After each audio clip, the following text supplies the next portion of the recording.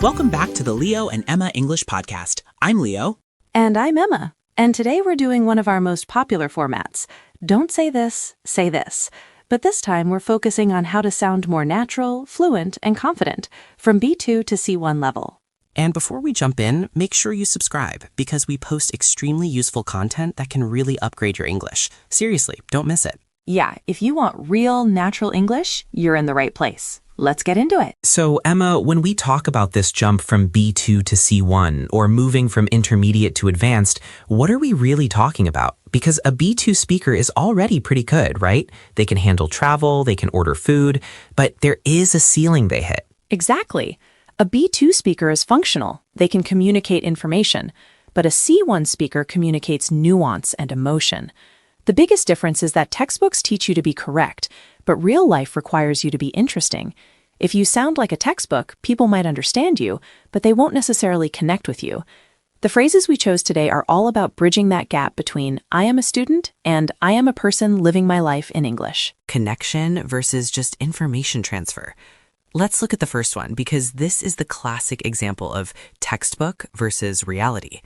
Number 1. Instead of saying, I'm very happy, I'm really pleased, or I'm thrilled. I'm really pleased for you. But I'm really pleased that you're back on track again. I'm really pleased. Well, of course, I'm thrilled, Lily. I'm thrilled. Very happy is correct, of course. No one will misunderstand you, but it's basic, it's flat. Americans often use more expressive, natural words to convey this specific type of happiness. Right. I'm thrilled is great for B2, C1 speakers because it sounds mature and fluent. But let's break down the context, Emma. If I find $5 on the street, am I thrilled? Probably not. That would be a bit dramatic. Thrilled usually implies a high-energy excitement about a future event or a big achievement.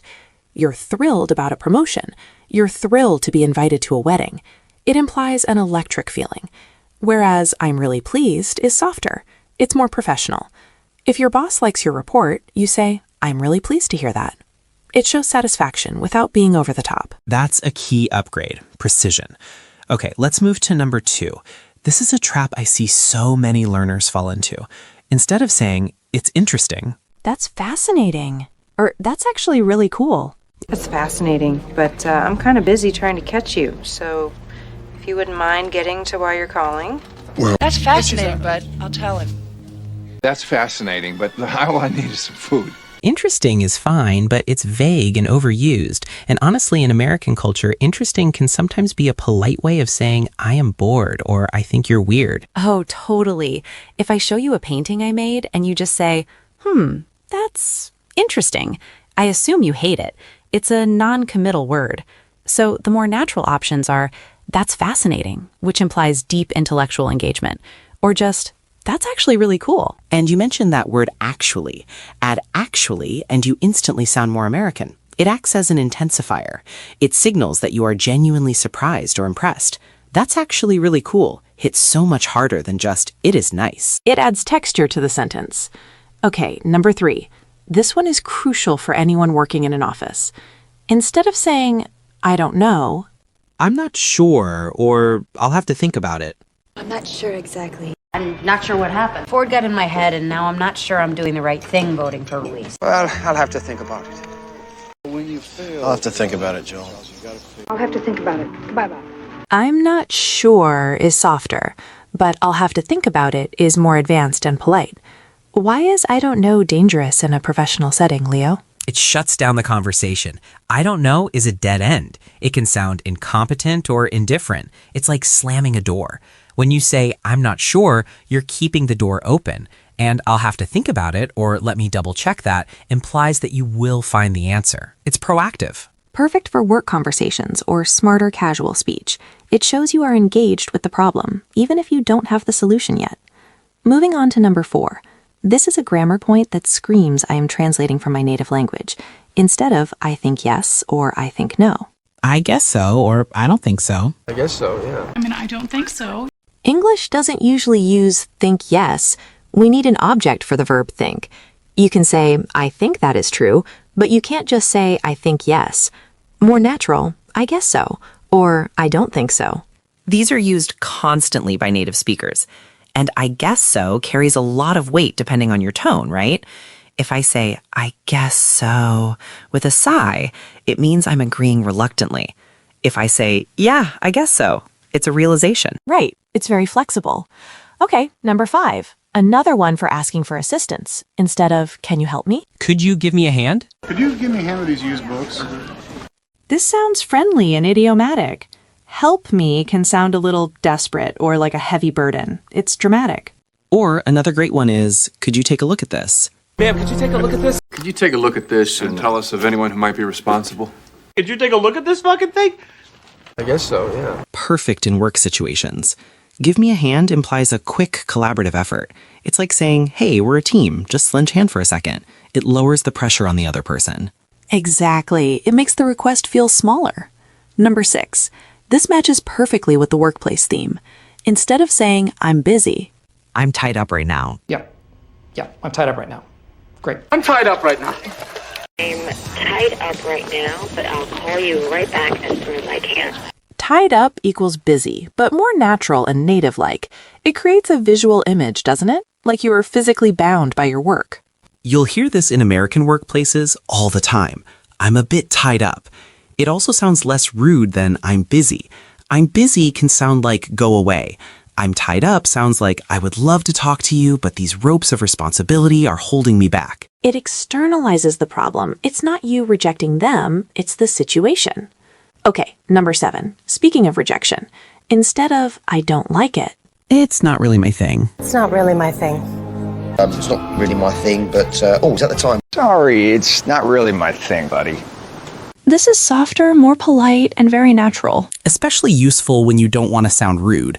We Americans tend to be very indirect with negative opinions. If you cook me dinner and it's spicy and I hate spicy food, saying I don't like this hurts your feelings. Saying spicy food isn't really my thing makes it about my preference, not your cooking failure. That is such a good social hack. It depersonalizes the dislike. Number 8. Instead of, it's okay, It's fine, or it works for me. Hate him back, it works for me. It works for me all the time! it works for me is extremely American and sounds agreeable and easygoing. It implies logistics. Tuesday at 3 p.m.? Yeah, that works for me. It means I can fit this into my life.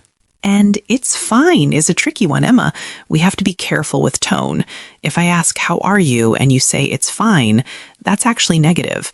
But if we are deciding on a restaurant and I suggest pizza and you say, yeah, that's fine, it's neutral agreement. Context is everything, but it works for me is almost always positive and cooperative.